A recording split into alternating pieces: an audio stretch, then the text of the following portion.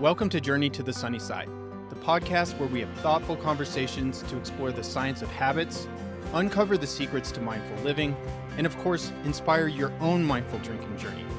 This podcast is brought to you by Sunnyside, the #1 alcohol moderation platform, and if you could benefit from drinking a bit less, head on over to sunnyside.co to get a free 15-day trial. I'm your host, Mike Hardenbrook, published author, neuroscience enthusiast, and habit change expert. In this episode, we welcome Camille Vidal, founder of La Maison Wellness, that's a mouthful, to explore the world of mindful drinking. Camille shares her journey from globally recognized bartender to mindfulness teacher, and how she integrates mindful drinking into her lifestyle. We'll also discuss her philosophy on something called epic nights and early mornings, her impactful teaching concepts like remove, reduce, replace, and practical tips for enjoying alcohol-free options. Join us to learn how to live better through mindful choices.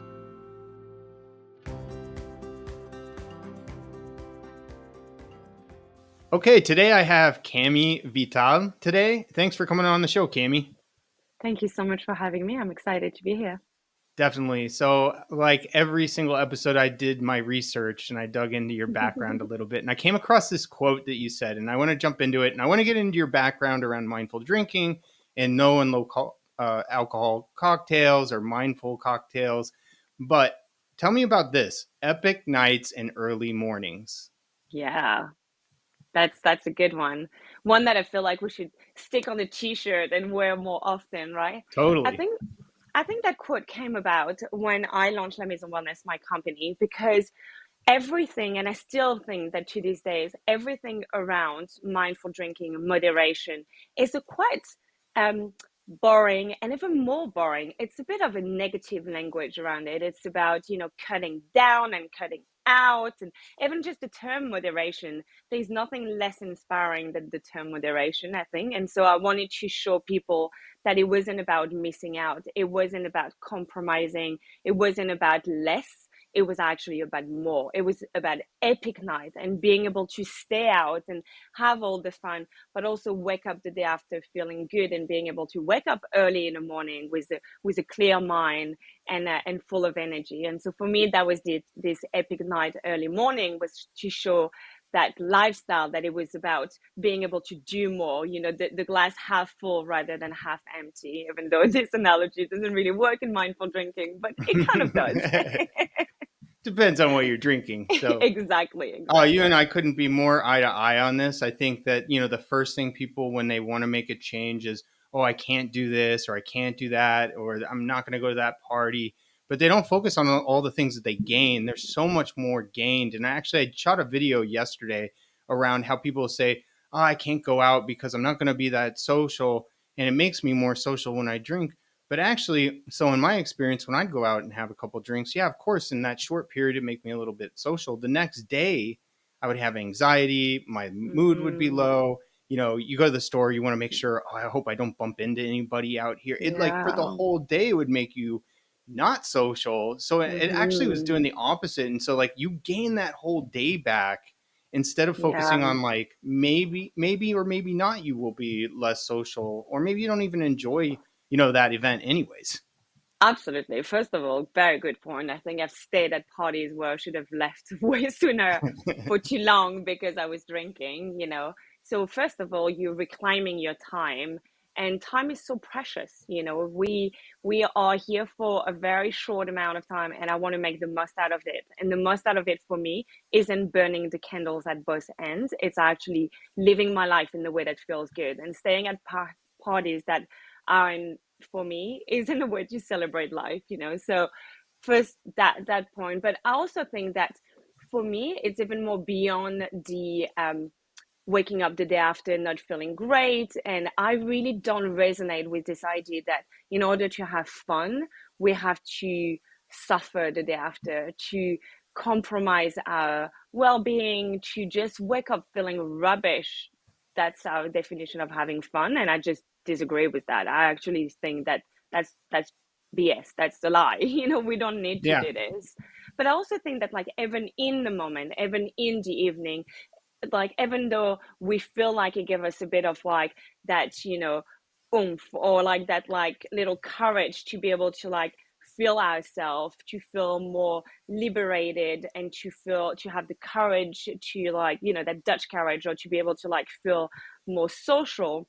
I actually think that, like, that's, again, it's a misconception. I felt the most empowered in my life when I become a mindful drinker, because I felt very aligned with my authentic self, and I was showing up as myself, because I wasn't hiding behind, having, 1, 2, 3 drinks. I wasn't, like, nothing was shifting. I was just being me.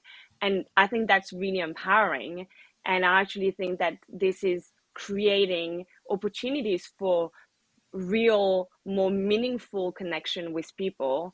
And that's the connection that I want to have. Like, I think that actually I socialize way better, and, in a way that is way more authentic, way more meaningful, way more aligned with who I am and what I want to do, than when I was drinking too much. And I will also remembering half of my nights. Not that I was blacking out, but I was, because I was never drinking that too much. But there was half of the evening that I wouldn't really remember, all the details and and I think that for me, great nights are meant to be remembered. Otherwise, what's the point of it, Yeah.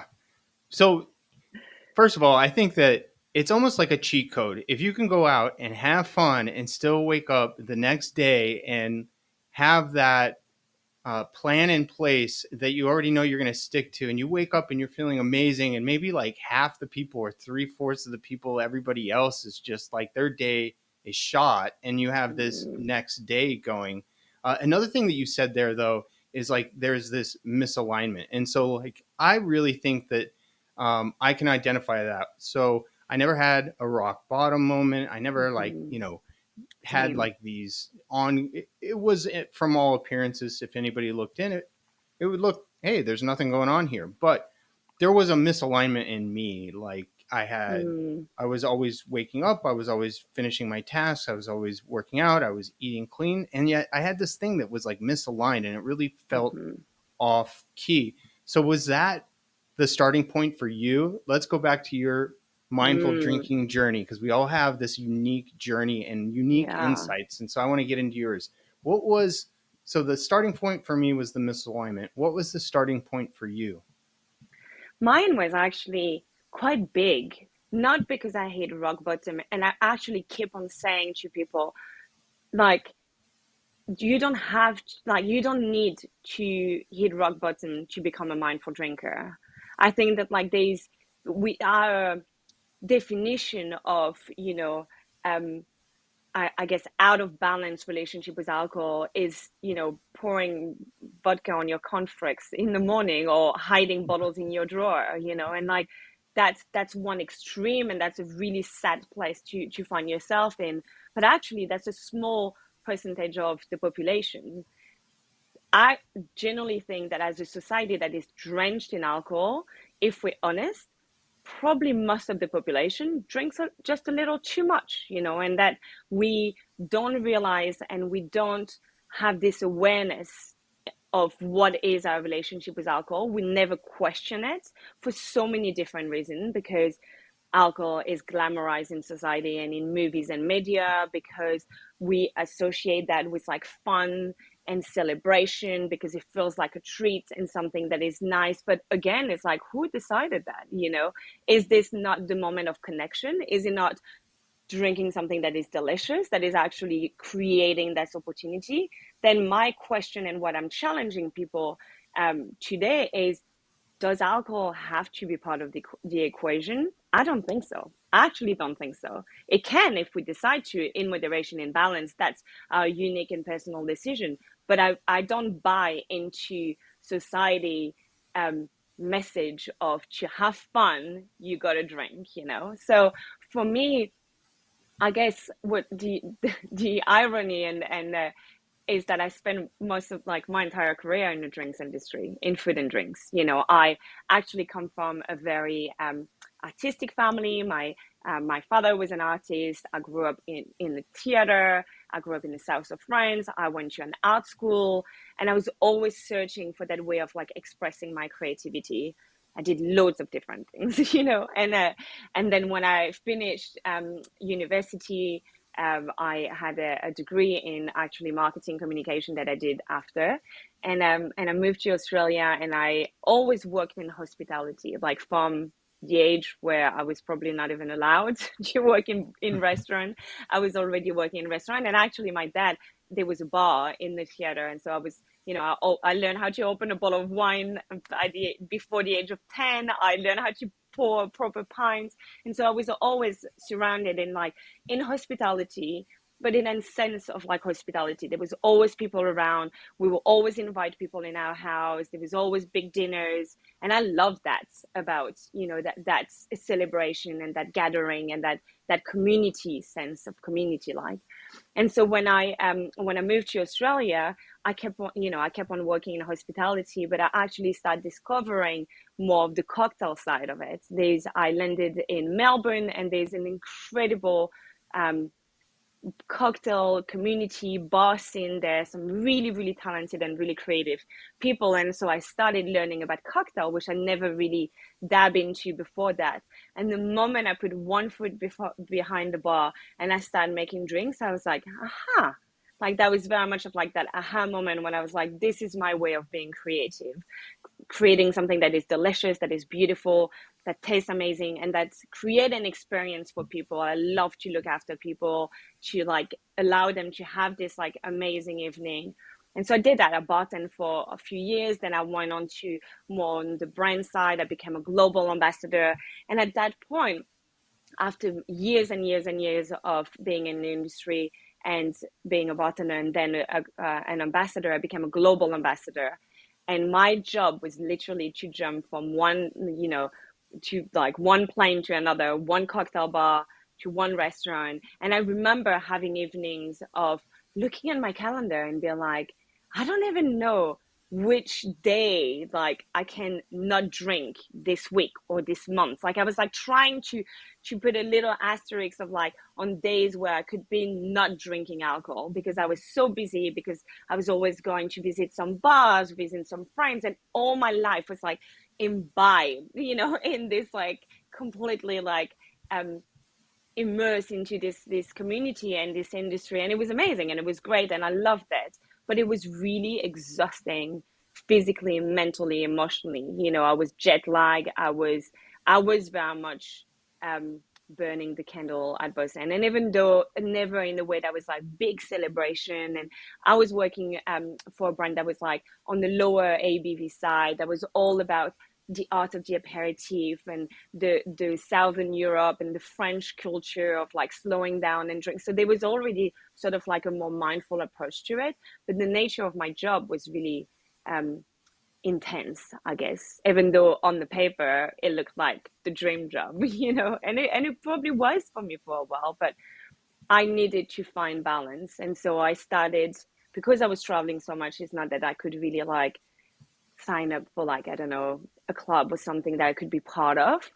And so I started practicing yoga. And I was already introduced to yoga by my mother when I was a teenager, but I was a teenager. And so I was like, no, mom, that's your thing, rolling my eyes, Give like a me give good me some proper teenager. context. How old were you when you were this global ambassador? I was in my 20s. I Okay. was in my 20s, like mid late 20s, until when? Until my early 30s. And so for me, I started to find yoga as a way to like create that balance. And it was great because I could practice in my hotel room. I could land in the city and I will use an app to like find the nearest yoga studio, and I will go and practice there. And it was a practice that allowed me to really connect with myself, to check in with my body, with my mind, but also to feel like I was part of a community. We're all practicing the same practice, and it really, really helped me um, find that sense of like feeling more grounded and more connected. And then I started dabbing with like meditation. Then I became a yoga teacher myself because I really wanted to share this practice and share those knowledge with people in the industry. And the more I was evolving, and I was kind of like searching, trying a bit of everything to find this balance in my life, I really started to question how we will not put the way that we drink in the full picture of our well-being. And for me, actually, it's the missing piece of the puzzle in so many people's life. Not only because it kind of like it not only because it allowed you to feel empowered, to liberate yourself from these things that feels a bit heavy. Like I really resonate with what you say of for me, drinking just a little too much, not to the point that it was um, a real struggle and a problem, that we will call that a problem, but just that little too much that makes you feel a bit more tired and have a cloudy head Hmm. the day after. It's a bit like if you were running on a hot day with like a weighted vest, there's like, it's a bit doing Yes. life like this. You're like, why am I putting this like extra weight on myself like this? I'm just making life just a little harder for me. Like this is just, or something that is like holding your back just enough that like you can still move, but it's just a bit too much. um and I really see like drinking a bit constantly, a bit over, as that weight that is like holding you back. um and I also think that it's getting in the way of so many other things, because we know that alcohol, even the smallest amount of alcohol, will affect your sleep like straight away. We know that sleep is the foundation of actually being able to thrive and being able to feel good. We also know that like when you drink a bit too, a bit over, and I'm talking about like sometimes it can be just a couple of like glasses of wine in the evening, that you wake up the day after and you just have a bit of a cloudy mind, when you want to have like that clarity and you want to feel like excited and be able to like tackle all those dreams and hopes that you have for yourself.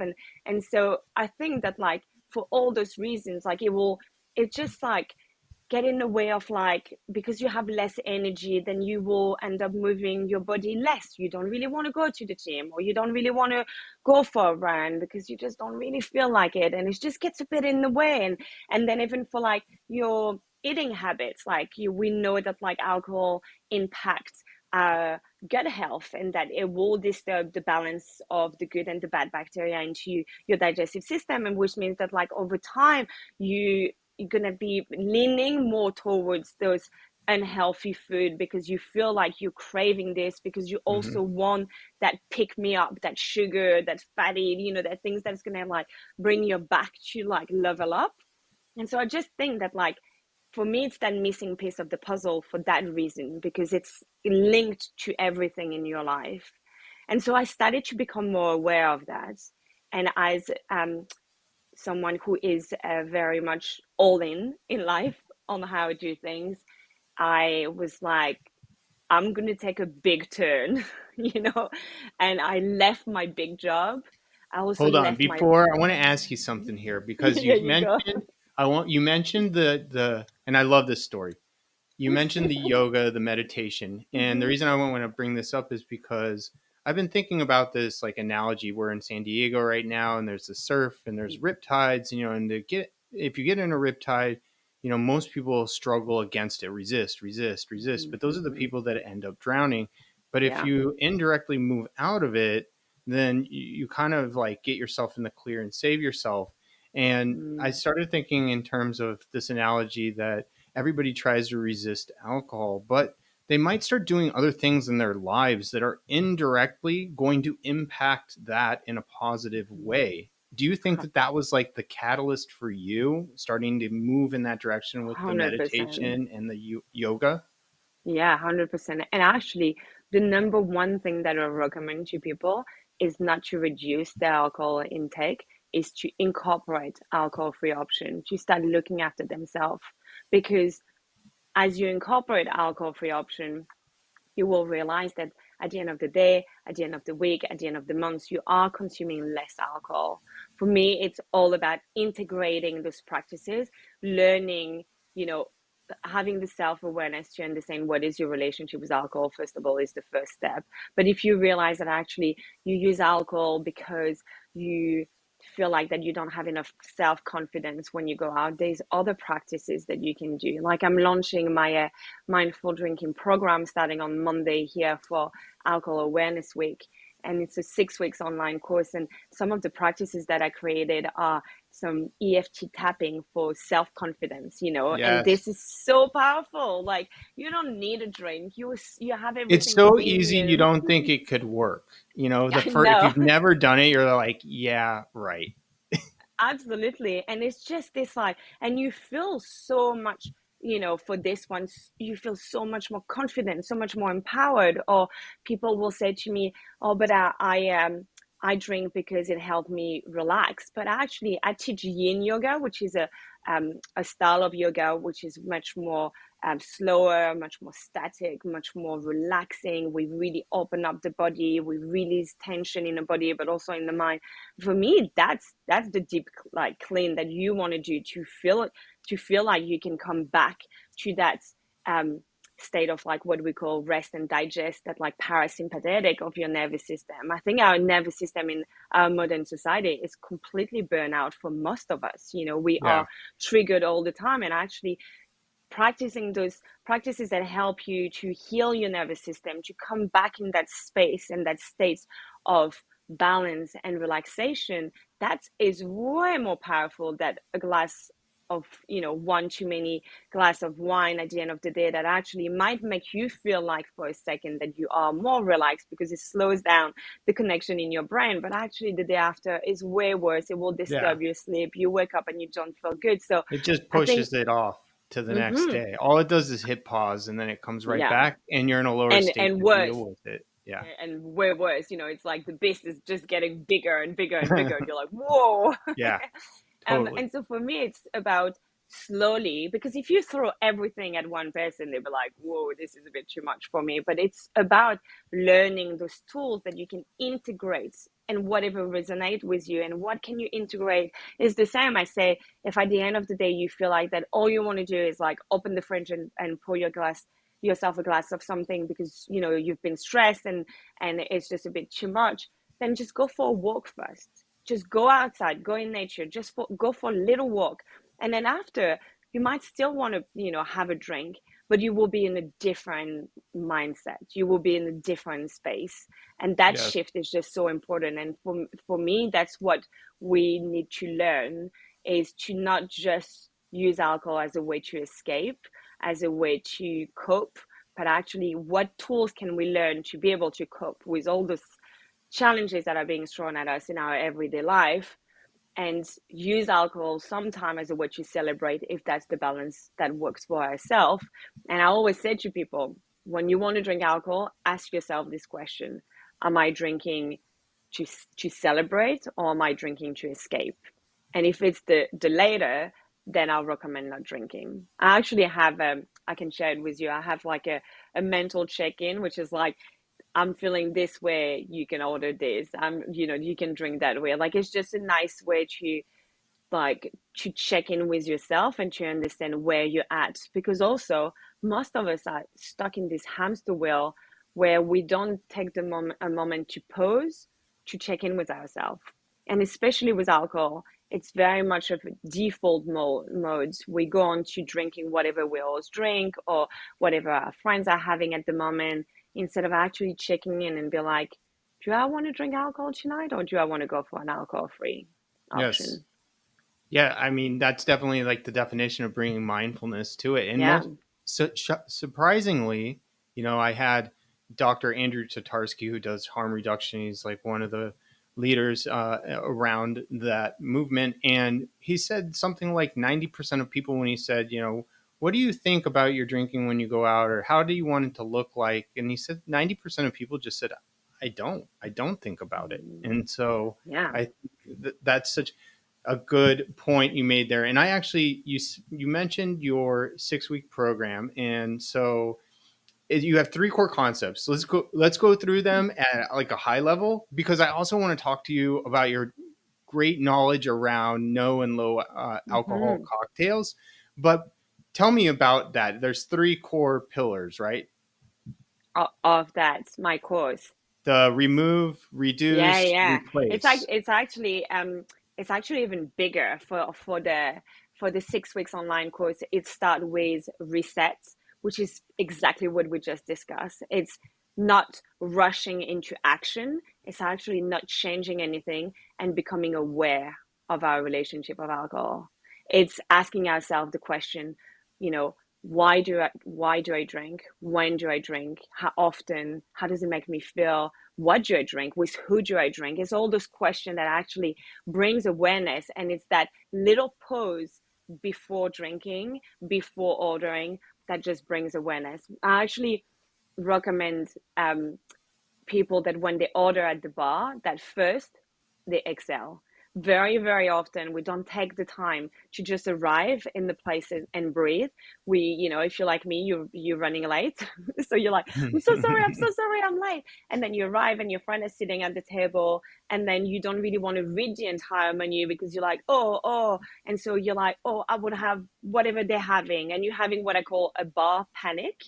And instead of actually taking a pause, taking a breath, checking in with yourself, and then decided what you want to drink, I think that's really important. The second one, I say hydrate, because very often people are dehydrated and they end up drinking their first drink way too quickly because they're just really thirsty. And so starting with a glass of That water, was me. That was me right so there. much, right? So many people. I mean, I was like that probably as well. And so I think it's like have a glass of water while you check the menu. And then the last one for me is starting with alcohol free. Go with an alcohol free option to start your evening. Again, that take off the pressure of ordering and deciding, and then you can be like, okay, I had time to catch up with my friend. I'm hydrated. Now I can be like, I'm gonna have one alcohol free, one alcoholic drink, or I'm going to stick to alcohol free for the evening. So Hmm. that awareness and that first week is all about reset. The second one is remove, which is all about what happens if we remove alcohol. Can we relearn how to connect with people in a way that doesn't involve just sitting at the bar and imbibing alcohol? How can we discover and be curious and have fun and explore different way of connecting as we remove the alcohol? The third week is about replacing it, and that's diving into this really exciting category of no and low and all this amazing option that you can have. And I always feel like it's almost like going this like no and low safari. You're like, oh, you can have this and this and this, and it's a really exciting place to be able to discover that you don't have to stick to boring sparkling water or sugary soda. There's a whole category out there, more and more product being launched every month of the year, and just a fast growing category.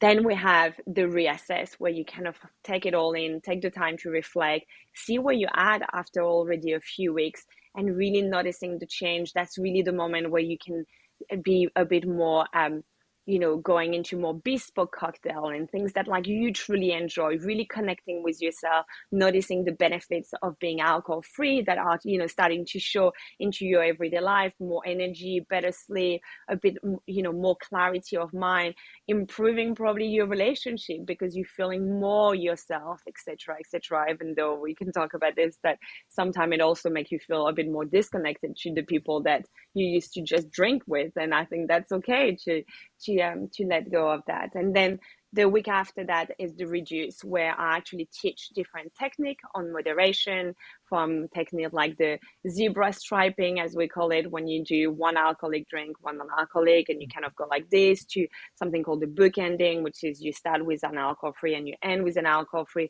but also technique in cocktails on how you can really reduce the ABV, either by taking your favorite, classic cocktail, let's call it a Negroni, and then switching the gin for an alcohol-free version or one of the ingredients to reduce the ABV, or by using all my cocktail that I do are 1 unit of alcohol. And so it's using one measure of alcohol and better ingredients, in the cocktail, and really understanding how you can, if you want to, go back to moderation in the way where you much more knowledgeable, when you know that like your body can't process alcohol as quickly as we usually drink when we're out, and having all this knowledge of understanding ABV, alcohol by volume, and all of that. And then the last week is the refresh, is the celebration, where you feel like you've been on a really empowering journey, and you kind of share with a community of like-minded people where you're at, what you learn about yourself, about like different social situation, and how you handle that, and how you feel much more strong and confident, and you ready to like live that exciting life of being a mindful drinker. So but it's amazing to see people on that journey with the 6 weeks, with weekly meet up and gathering online, and all of that. So really, really exciting. It sounds amazing. I mean, you touched on so many points that either I've written about or I've talked about with other experts. Love that. So it sounds, coming down to self-reflection, tracking, strategies and tactics to get you through, and actually a long-term strategy. And we got to talk, after this about how we can somehow work together with Sunnyside, where maybe there's an integration that can help the people that are going through your program. So I'm sure that there's a lot of opportunity there. Yeah, absolutely. So I Absolutely want would to love talk to you that. before we go about known low cocktail options. Hmm. And I want to first give you the opportunity to say, and anyone listening, we laughed a little bit. I'm pretty good with Spanish, but I'm not great with French pronunciation. So I'm going to give it a try. La Maison. La Yeah, you Maison. nailed it. There you go. um, so Maison for anybody listening. Tell us what that is first before we get into some of this. Yeah. So when I launched my company, I really wanted to create this space where people, obviously it was online, and an online community, and everything was online, even though there was in real life event. But I wanted people to feel like there was a home of wellness. And for me, that was mindful drinking. That was all the different mindful practices that I share and I teach. And so La Maison means the home. And that's why it's called La Maison Wellness. Is for me, that was the home of wellness, where you will learn and be able to thrive as what I call the healthy hedonist. And it was this idea of like learning to drink well, to live well. So that's where I the like name that. came from. Yeah, absolutely. And so it's a platform that is dedicated for people that want to remove, replace, or reduce alcohol. And for me, I wanted to show the world that you could bring mindfulness into the glass, that it didn't have to be, I do this, I go to the gym, I eat well, I even meditate, every day. And then I go on the weekend, I go out. I feel like that there was the two worlds, and I wanted to bring the two Yeah. worlds together.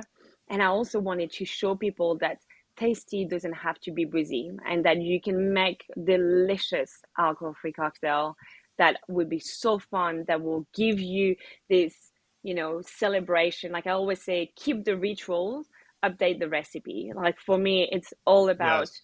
still having those moments of connection, the celebration. I think food and drinks have an amazing way of bringing people together.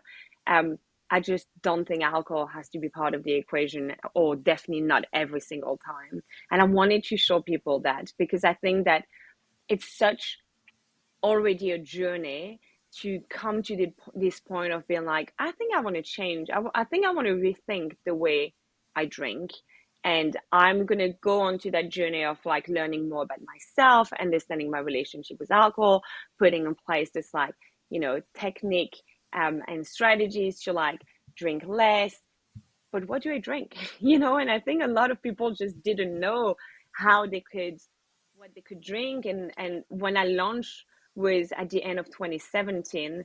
And at that time, I mean, there was very, very little option. Like Seedlip had just launched, and I've seen the birth of most of non-alcoholic spirits, loads of wine and loads of beers. And as someone who judged a lot of the spirits awards, I've really tasted so many different products over the years and seen how much it has improved, evolved, and how many amazing options are available. And so I really wanted to be able to share that with people and to guide them, and to say, you can still have those epic nights. You just also gain your early mornings.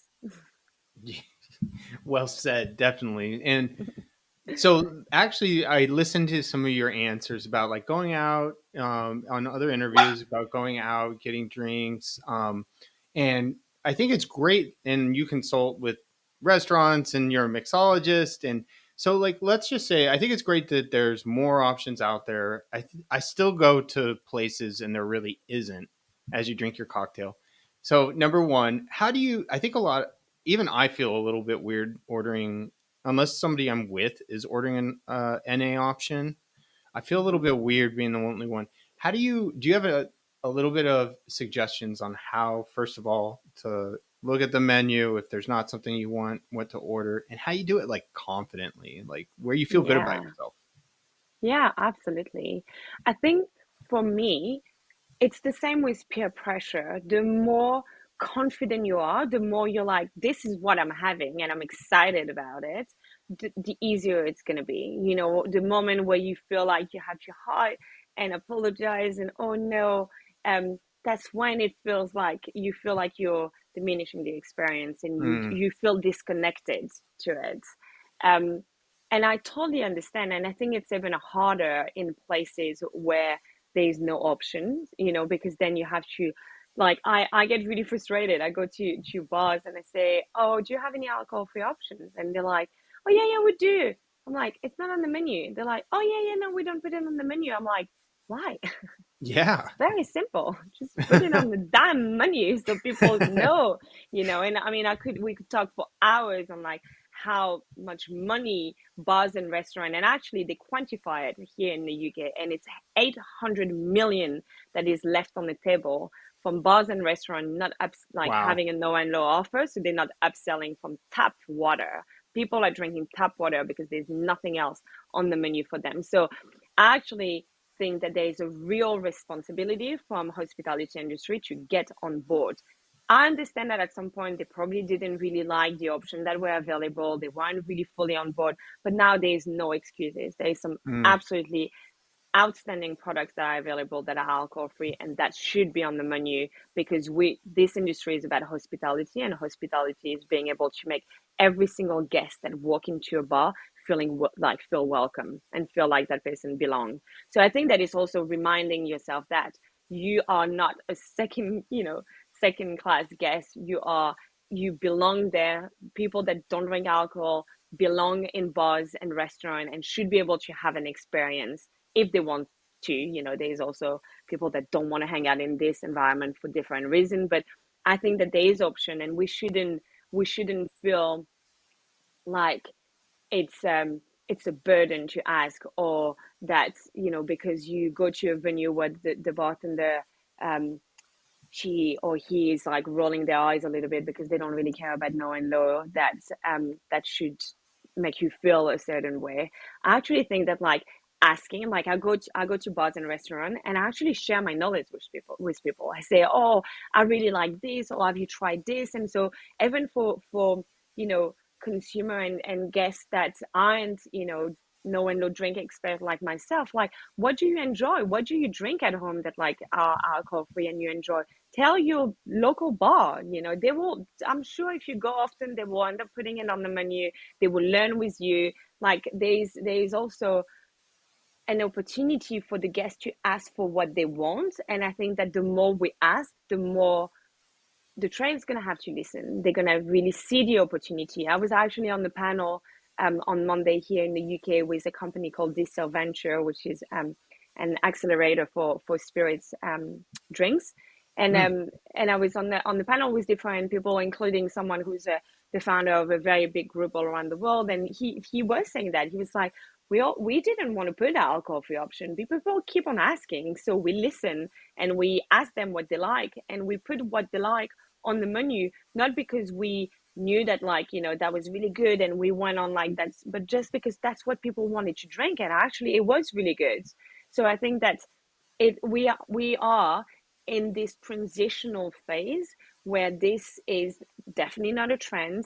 It's definitely staying. It's definitely growing, and we have to work with bars and restaurants on asking for more, and they have to listen and understand the category more. And it has improved and it is getting better, and there's still a long way to go.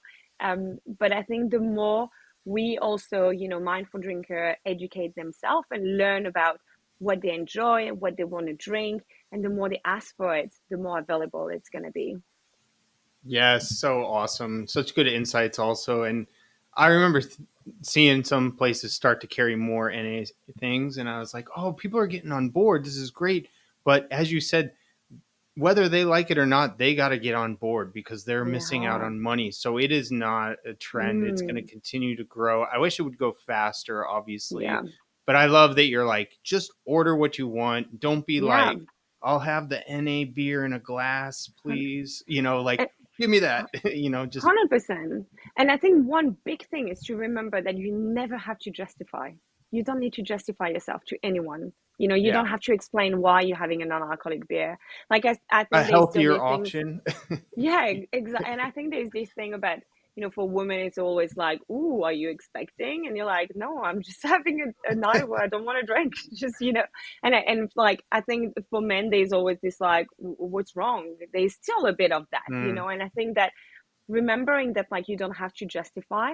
And I also think say to people, like, if you need to come up with an excuse because you feel a bit pressure, that's also fine. Do whatever works for you. If you have to say, I actually have a really big day tomorrow, I've got an early meetings and I need to be sharp, great, say that. If you whatever you, if you need to say, I'm on the mindful drinking program with Camille Vidal and we're doing 6 weeks, like, say that. Even if you haven't signed up, whatever you need to be able to, like, I think that's one of the reasons why Dry January is um, so successful, because it gives people a reason, an excuse to be able to take a break, because it is, even though most people might not do it for the entire month or whatever, but it gives people a like they left alone. Like, it's like, oh no, I'm doing Dry January. Oh, okay, cool. yeah, And so I yeah. think that, like, that it's almost like sometimes we need that reason. And either it's like, I saw that, like, Sunnyside, you're doing this dry-ish July, and either it's like, oh, I'm taking part in this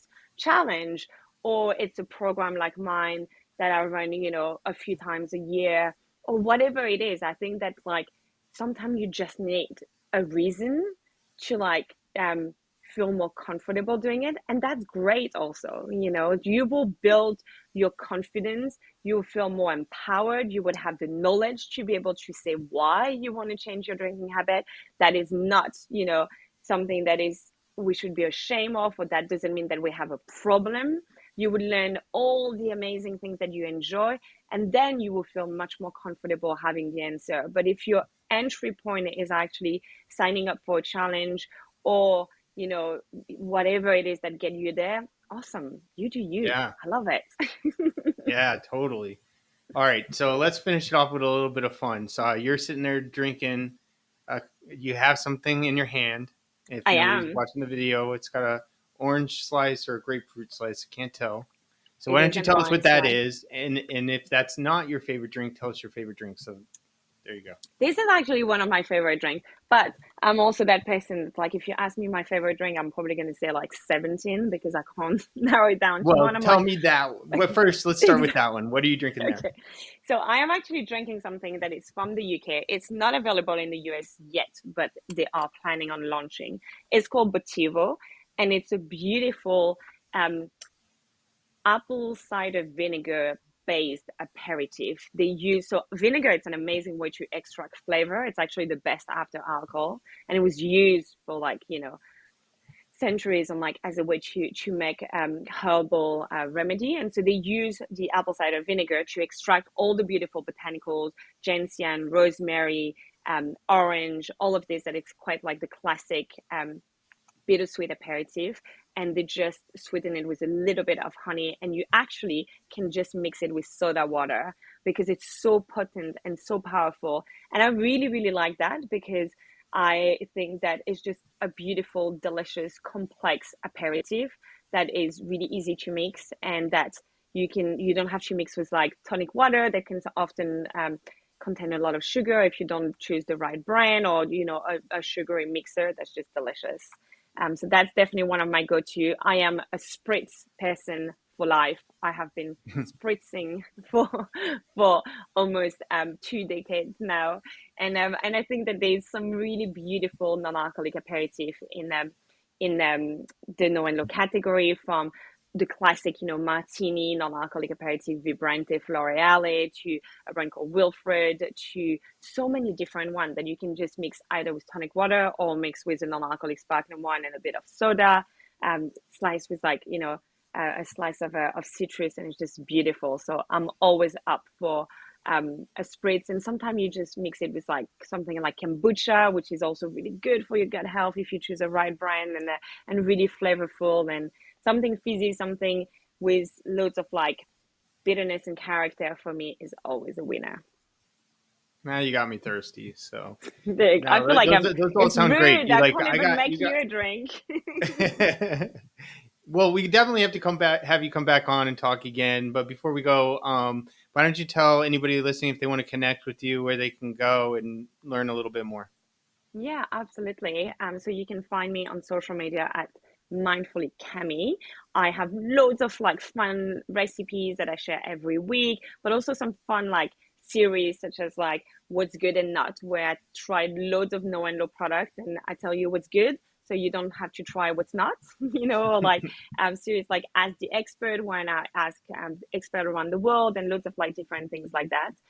So that's a good place to find me, and somewhere where I spend a lot of time, And then my website, La Maison Wellness, which is the largest no and low cocktail recipe resource.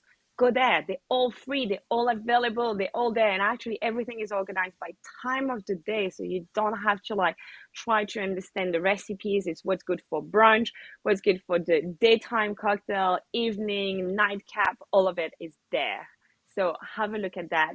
And then reach out to me. I actually have a lot of people that reach out and say, I have this like event and I really want a recipe, or I'm going to this wedding and I don't know what to drink. Like, ask me for a recommendation, and as much as I can, I will always respond. And I just want people to have a good drink in their hand that enable them to drink well so they can live well and have fun. That's hospitality, as you say. That is. So, well, thanks for hanging out. I know it's late for you, so thanks for hanging out with us late. And it was awesome. So thanks a lot, Camille. Thank you so much for having me. This podcast is brought to you by Sunnyside, the #1 alcohol moderation platform, having helped hundreds of thousands of people cut out more than 13 million drinks since 2020. And in fact, an independent study showed that Sunnyside reduced alcohol consumption by an average of 30% in 90 days. And as one of our members shared, Sunnyside helps me stay mindful of my drinking habits. It's not super restrictive, so if I'm craving a glass of wine with dinner, I just track it and I move on with my week. If you could benefit from drinking a bit less and being more mindful of when and how much you drink, head on over to sunnyside.co to get a free 15-day trial. You'll get access to everything that we offer, including tracking and planning tools, coaching from our experts, a vibrant community of people just like you, and the motivation and advice to stay on track with your health goals, all with no pressure to quit. That's sunnyside.co.